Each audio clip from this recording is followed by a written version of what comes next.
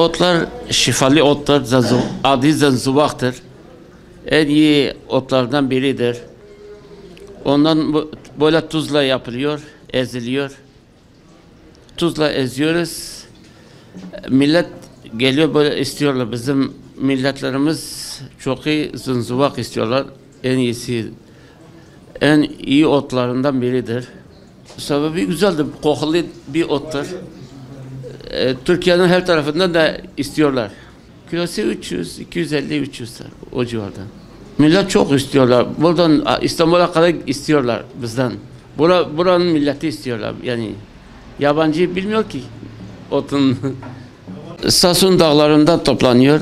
Mereto dağında. Ondan sonra Sarıyeylen, yukarı köylerine. Dağlardan bulunuyor bu otlar. Yani başka şeylerde bulunmuyor, şehirde bulunmuyor.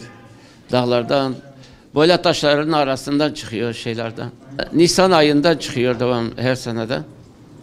Mart-Nisan aylarına. Yani belli oluyor. Ondan sonra Nisan'dan sonra geçiyor otları. Çıkmıyor, şey oluyor, kuruyor. Bu otlar bütün şeylere de geliyor. Her hastalığa, her şey için oluyor. İşte bu adı zuzubaktır. Bazı bu Güneydoğu Anadolu bazı bölgelerden yetişiyor. Her yerden yetişmiyor bu zuzubağı. Kilosu biz 300 milyon falan satıyorlar. 300 milyon. Bazı tuzla karıştırarak satıyorlar.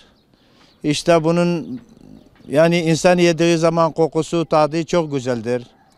Bunun faydası diyor insan yediği zaman bütün bitkilerden daha üstün olduğu için kokusu çok güzel. İnsan yediği zaman içi rahat oluyor.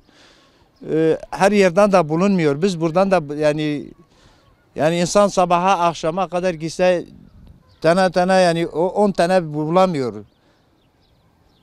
İşte faydası çoktur. Bazı diyor bütün insan yediği zaman bütün hastalıklar da şifalıdır. İşte bu çok rehavet var.